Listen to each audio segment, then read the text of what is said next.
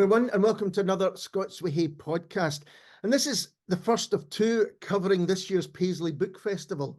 And I'm joined today by Jess Orr, who is the Associate Programmer for the festival. Hello, Jess. Hello, thanks for having me. Oh, it's an absolute pleasure.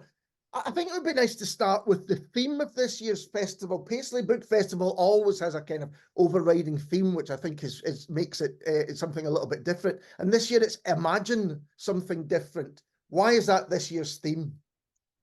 Well, this year's the first year that we're holding the festival back in a couple of really lovely venues, which have just been reopened in Paisley. The Paisley Town Hall, which was closed for a massive renovation project, and also the Paisley Central Library on the High Street, which has just reopened as well. So, Paisley itself has undergone this really beautiful transformation in terms of these buildings and these cultural institutions kind of coming back onto the agenda this year. And I think Paisley itself has been, reimagining itself, I guess, over the last few years through the kind of Future Paisley program. So we just thought, let's choose a theme this year that really taps into that sense of locality and place, and the ways that Paisley has changed over recent years. And then obviously for a book festival, it's all about stories. It's all about the imagination. It's about, authors that can take us on this journey into different worlds and different places and kind of project us, I guess, beyond our everyday lives and realities into these kind of fantastical, imaginative worlds. So those were some of the reasons why we chose that theme this year. It's really interesting that you're using these venues. I was at the town hall just before Christmas for an opera, and I hadn't been in it for a long time, and wow, it's just fantastic. What a great space. It is. It's completely stunning. I couldn't believe it, honestly, when I first walked through the doors for my little backstage tour. I was just blown away by how beautiful and how historic the spaces are, and to be able to use those spaces for the festival this year is going to be really inspiring, I think. Yeah, I mean, people who are coming to the festival have maybe been previously are in for a real treat, because it feels like a place that people will meet and commune, and then before they go into their events. And I think you're right about Paisley in general, and I do think that the book festival has played a big part in that, because how many years have you been going now? So this is our fifth festival. We started in February 2020, and obviously we had a little bit of a rocky journey with doing that first festival, and then kind of the next festival we weren't in Paisley at all because we had to do the whole thing online. So and then the last 2 years has been building back to being in the town and using the spaces in the town. But this year really feels like a landmark year, our fifth year of being properly back in Paisley at the heart of the town. And although it runs from the 25th to the 28th of April, that's right, isn't it? Yeah. Now that might seem like a short period of time, but boy, you're packing a lot into it. We hope so. Yeah, it's going to be 4 fun-packed days of events. Obviously we've got the adults program running through that period. We've also got Family Day on Saturday the 27th, so that's going to be the focus for all the family events that are in this year's program. And then we do also have a huge schools program, which is almost as large as the rest of the program put together. And that will be running through the entire week. So that will be running from the Monday all the way through the week in the lead up to that weekend, including some events where we will be bringing schools to Paisley Town Hall. Some of the local schools will be coming to that venue to hear authors speak. So that's really exciting because we've not been able to do that before. Oh, that's brilliant. That is fantastic. So you're going into schools and also integrating school programs into the actual festival itself.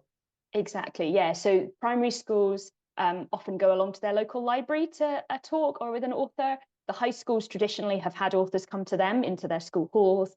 But yeah, like I say, this year we've also got a few events in the town hall, so we'll be able to bring multiple schools together, and I think one of those events is actually going to be a transitions event. So, where you've got your sort of P6s or P7s even coming in to kind of meet some of their high school peers for the first time. So, a really, really nice program that's developed over the last few years is that engagement with schools. And I'm just thinking, you're talking about the library being not only refurbished and reopened, and how lovely that is to hear at a time when libraries are struggling, and you often hear of them being closed down. That's fantastic for Paisley itself. I mean, I don't know if you've been into the new Paisley Central Library yet, but it is absolutely, I know I'm kind of using a lot of superlatives in this conversation, but it is incredible. I mean, the space on the ground floor that they've created for children to explore, it's a very physical space where they can kind of move around and have a little adventure. as well as enjoying the books and the stories, you know, and it's a beautiful space for kind of storytelling events. And then obviously every floor of the library has kind of different focus points for different groups of people to kind of come together. So it's a real kind of community hub as much as a space to borrow books. And I'm just thinking, when I came along to the first Paisley Book Festival, Paisley itself, it seemed to be there was scaffolding all around the place. And now when I've been recently, that scaffolding is now coming down and things are emerging from behind it. And it does feel like, you know, this is a kind of new stage that Paisley as a town is moving into. Yeah, I think so. I think so. As I said, you know, for us, we had a whole year as well where we weren't physically there. So, you know, we were kind of behind computer screens delivering the festival. So even that bit of time, you know, coming back now to the space is really amazing.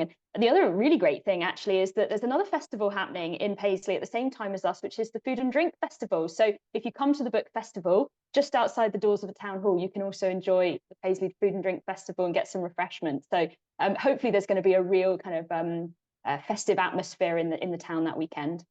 Yeah, because for people that don't know it, there's a kind of square field to where, you know, the town hall is and leading up to it. Oh, that's brilliant. Now, going back to the festival itself, you've got a few strands that are running through it, which is interesting. One, the beautiful game, which I think it's still quite rare for sport and literature to cross over as you're doing in this way. Can you talk a bit about that? Absolutely, yeah. So this strand, we're really delighted to be welcoming the kind of ex-footballer and ex-football manager Pat Nevin to come to be one of our headliners at this year's festival. And I know a lot of people will know Pat as, you know, in his work in football, but he has also written a couple of books. And you know, we're really excited to have him along. And his latest book, Football and How to Survive It, kind of tells all the tall tales of his time in the kind of football world. And then around the edges of that, we've got a couple of really lovely events as part of that strand. One of them is a kind of collective of football enthusiasts and poets, and a couple of the poets who are actually poets in residence at the local football club. So we've got the St Mirren's poet in residence and a couple of others as well, just coming together to kind of have a real celebration of the place that football plays in their lives and also in their writing and in their practices as writers. And then we also have a lovely event called Bards, Bands and Ballers, the tall tales of women's football in Scotland. So we've got a kind of a talk and a reading event which is focusing on the history of women's football and that as a kind of really interesting journey that's been on, and obviously in recent years the kind of profile of women's football having been raised so much. So we just thought it'd be a really nice chance to kind of bring two things together. Again, going back to that theme, imagine something different. You wouldn't necessarily expect to come to events about football at a book festival, but why not? Because it is something that a lot of people really love and care about and are passionate about in the same way that people are passionate about books. Absolutely. And I've read Pat's first book, The Accidental Footballer, and I describe it to people as a book by a footballer for people that might not like football, because he's got so many wide interests in the music side of things, you know, he DJs and all of those. That should be a really interesting event. And Nutmeg Magazine are the ones that are hosting the kind of poetry night. And for people that don't know, Nutmeg is it's a football-based publication, but the writing that goes on there are fantastic, you know, poetry and prose and all sorts of things go on. It's a real great home for writers itself. And as you say, the history of women's football, the history, I think, is the interesting part. You know, we can see where it's going, but to know the kind of fights that had to be fought to get to that stage is something that really interests me. So it was great to see that strand. I think that's going to be, as you say, perhaps unexpected for people. And what about the other strands that are happening? You've got a few more. Yeah, we've got our first ever, I guess I'm calling it our first ever international strand. You know, we're generally quite a Scottish focused festival, and we sometimes bring a few people coming from across the UK, but this is our Ireland in focus strand. So I decided that, you know, based on previous years, sort of working with people and audiences and authors, that I know that a lot of people in Paisley do feel a real strong connection to maybe having Irish roots themselves, or you know, kind of various ties to Ireland. And so I thought it would be really nice to invite a Northern Irish writer, Jan Carson, to kind of curate a little strand of events for us, bringing 5 writers from Ireland over to Paisley to kind of talk about their books. And I think Ireland as well is, I mean, obviously always been a place of, you know, incredible burgeoning activity around, you know, so many fantastic writers have come out of Ireland. And I think the energy there at the moment, you know, is really strong in terms of new writers emerging and new work being created. And you know, there's a lot about that that just makes me think of Paisley as well, and about Paisley as this kind of quite nice burgeoning creative hub of artists and writers. So I hope that it will be a strand that audiences will really engage with, you know, a chance to maybe be introduced to some new writers that they haven't encountered before. And, you know, obviously all these writers have got interesting things to say about place, and about where they're from. And, you know, the way that writers in Ireland, are kind of reimagining their own country and their own national identity in really interesting, nuanced ways, which I think Scottish audiences, you know, maybe there's a lot of things to connect with there. So we've got Jan, we've got Dawn Watson, who's a fantastic poet. We've got a lovely kind of landscape place themed event with two writers, Sheila Armstrong and Noel O'Regan. And then we've got Martin Doyle, who's written a really fascinating memoir about called Dirty Linen, which is all about his own experience growing up through the Troubles in Northern Ireland and kind of his reflections on that experience. So lots of really interesting stuff to get our teeth into there. Yeah. And then the other strand is the Oot and Aboot strand, we've called it, which is really all about getting, you know, again, something you might not expect at a book festival, but, you know, books do often inspire us to get outside and to go out into the wild. And I think, you know, there's a lot of interesting kind of hobbies and activities that people are taking up at the moment because they want to get outside. They recognize that being in the outdoors, being in nature, being in the wild, as we've called it, like, it gives us something, doesn't it? It enriches us in so many ways. And there's so many writers that are kind of writing to that theme. So we've got a fantastic performance. Merrin Glover and Hamish Napier, who's a musician, put together this absolutely stunning performance, which is all inspired by Nan Shepherd's work about the Cairngorms. And that's going to be a really kind of visual, audio, you know, really enriching kind of performance. We've got a poetry walking workshop, so you can go out and about into Paisley and walk around and be inspired by the town to write your own poetry. And we've also got a really lovely event with Peter McQueen and Anna Deacon and Vicky Allen, who have all written books about, you know, getting out into the wild, whether that's wild swimming, hutting, kind of, you know, being out in the wild and kind of letting go of everyday troubles and kind of what that gives us. So I think that'll be a really interesting event as well.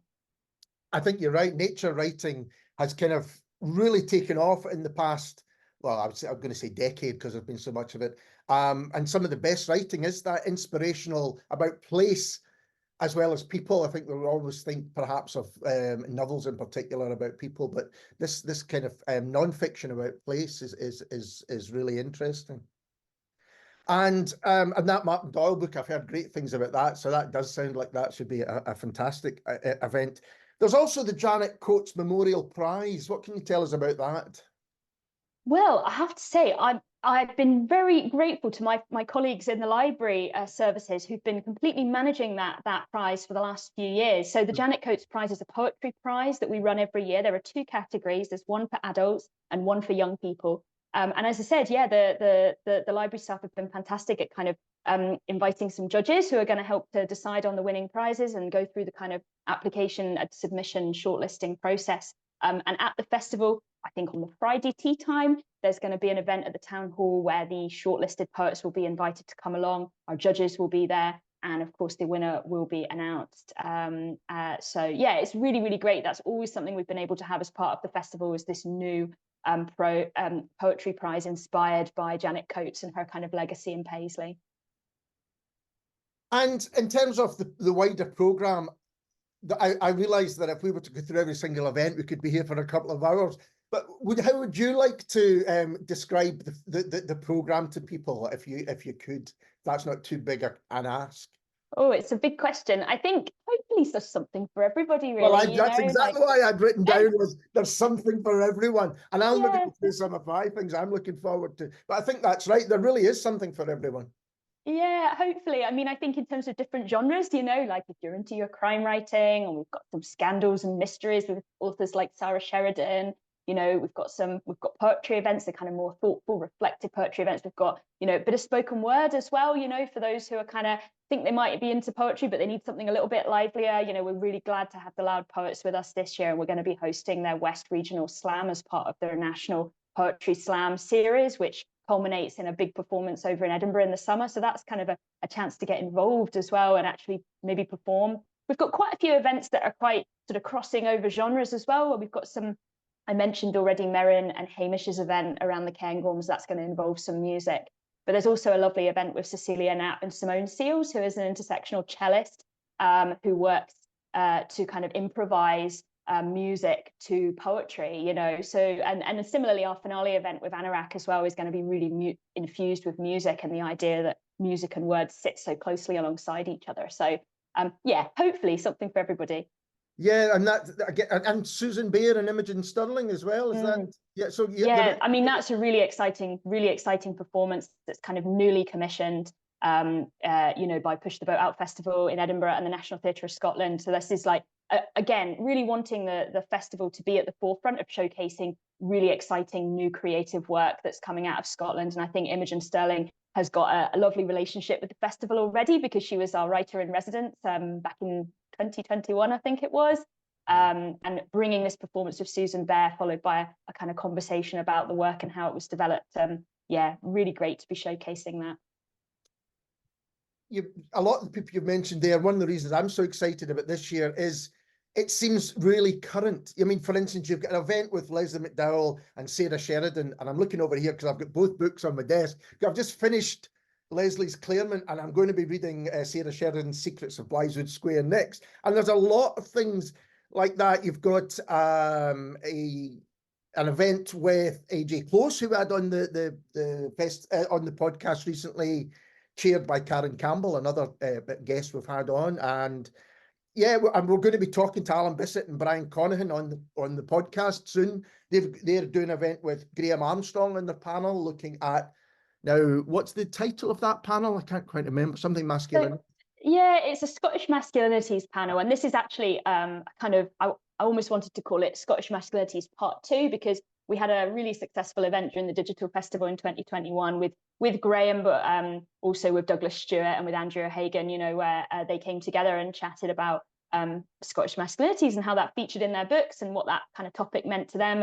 And Graham, Alan and Brian are actually in the middle of a project throughout Renfrewshire schools, where they're going into schools and they're talking to classes and talking to students about that theme and that topic, because all of their books kind of touch in interesting ways on what Scottish masculinity actually is and what it's evolving to be, you know. So yeah, we just thought let's bring them along and have a bit of a rerun of that conversation, because we knew that audiences really enjoyed it in 2021. Yeah, well, I can't wait to talk to them. And also another one which jumped out at me, because they're two of my favourite books from the past 12 months, Andrew Macmillan's Pity and Rebecca Smith's Rural, which are both really about working class life that we maybe don't think about. One from an old mining town, and one just from the countryside as well, and things like that. Two great books. Yeah, I mean, I read Rebecca Smith's book last summer. Interesting, while I was on holiday in Norway, which was a really interesting place to read it in. You know, when you're like away from home and you're reading about home, but you're in a country which also has a really interesting like relationship with place and with landscape.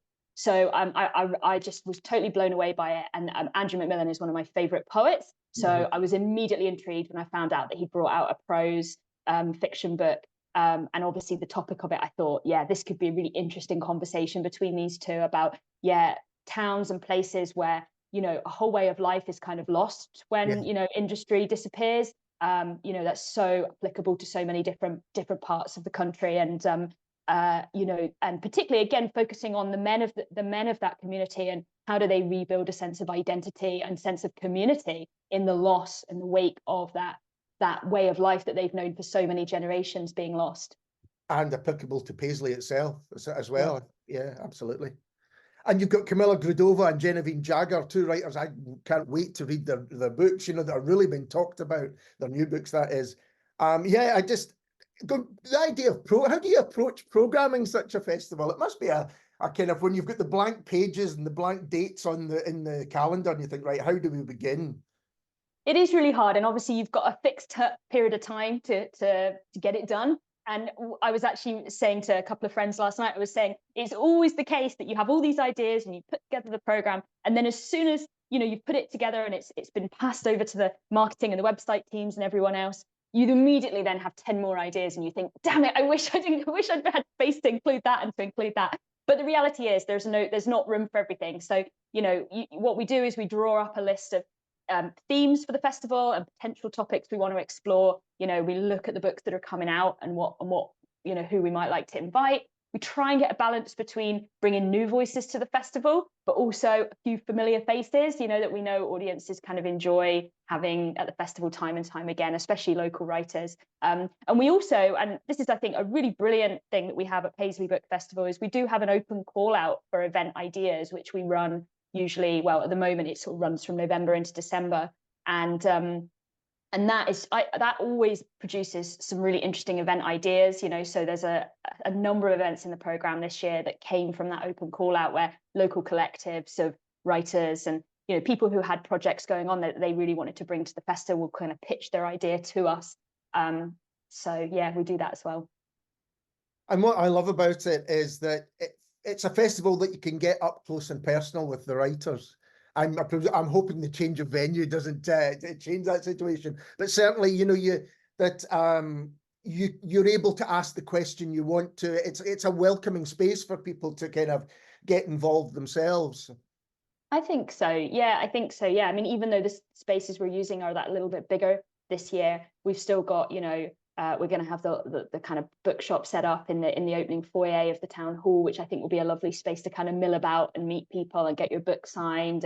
And there's a lovely kind of bar area as well to get refreshments and that kind of thing. So I think hopefully, yeah, lots of sociable spaces in the venues to have a chat. And like you say, we've always found that everyone's who comes to Paisley, you know, is very down to earth and just wants to kind of meet audiences and have a chat and have a good time. Yeah, that's what I've found, being in an audience.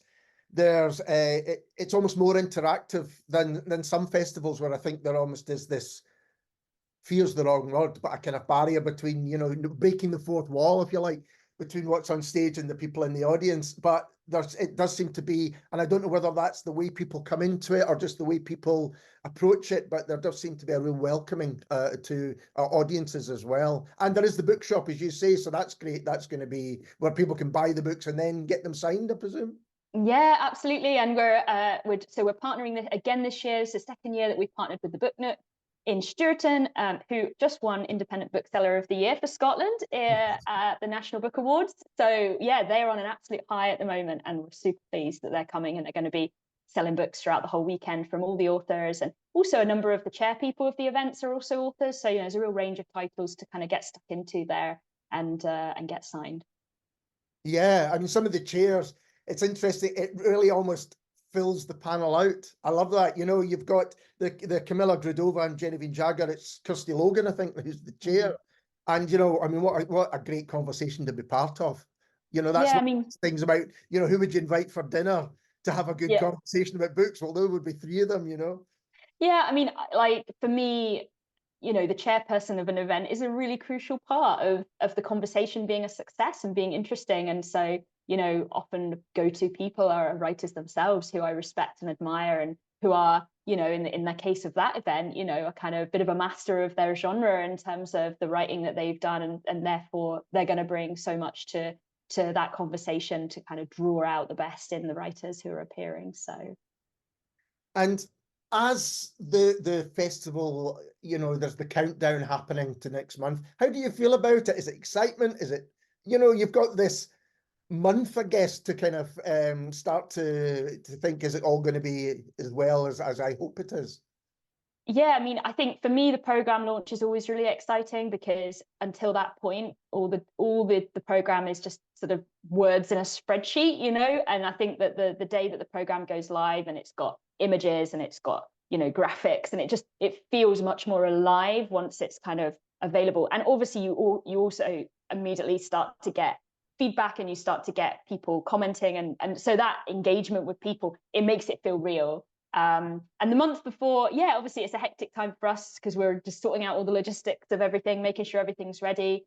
But it is exciting to try and sort of to see all the dialogue sort of start to kind of happen around the festival, where people start to get excited about coming along. So yeah, it's an exciting time.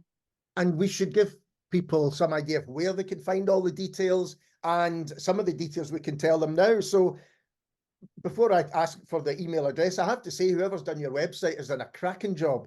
It's really so easy to use for everyone. I think sometimes that can put some people off if they find, oh, I don't know how to learn about that event. I don't know where to get tickets or whatever. But I've been on it a couple of times, and it really is very easy to use. Where can people find it? So yeah, our festival website is paisleybookfest.com. And like you say, hopefully that's the best port of call to find out about everything we're doing and to book tickets for the program. And I should say that the majority of the events we're continuing with our pay what you can model this year. So hopefully that provides good access for everyone to come along, no matter what your budgets are. And all our family events are free as well. So yeah, so hopefully something for everyone, for everybody's pocket size. And again, I think that makes the point about how welcoming it is, how it's encouraging people to come along rather than maybe putting up any kind of, people saying, well, that's not for me, which some festivals can do. So that pay what you can thing, I think, is a really innovative and welcome aspect of it. And I think the other thing for me, like I've been involved in different book festivals for a long time now, and like what I really value about a book festival is the chance to not just come along and go to one thing, but to really immerse myself in as much of the festival as possible, to hear different voices. So that pay what you can model hopefully encourages people not just to come and buy one ticket, but to go, oh, well, actually, maybe now I can afford to go to 3 or 4 things. That's what we want. We want people to come and spend the whole day and really immerse themselves in the experience. And also, I think another really important thing about book festivals is to be able to try something different, going back to our kind of theme of the festival, like, go to something that you maybe you don't know the author already, try something new. And I think, if ticket prices are can be inhibited to that, if they're too high, you might think, oh, well, I'm not going to be too experimental, but hopefully this model gives you that chance to go, oh, do you know what, I'll give it a try. I think that's absolutely right. You're not having to limit yourself to something that you think, well, I know I like that, therefore I'll go. You can investigate further and find something new. And we really have only scratched the surface of what's on. So if you do go to the website, you'll find all the details there, and hopefully you can do just that. Because as we said right at the beginning, although it's only over 4 days, I say only over 4 days, you could spend the full 4 days there. Absolutely. Yeah, absolutely. Yeah. Yeah, we're looking forward to it. Well, as you can tell, I'm looking forward to it as well. I know. Jess, thank you so much for taking the time to talk to me and joining me today. You are so welcome. Thank you for having me on. And yeah, we look forward to catching up properly in April. Yeah, absolutely. And we'll be back soon with Alan Bissett and Brian Conahan from the festival, so look out for that.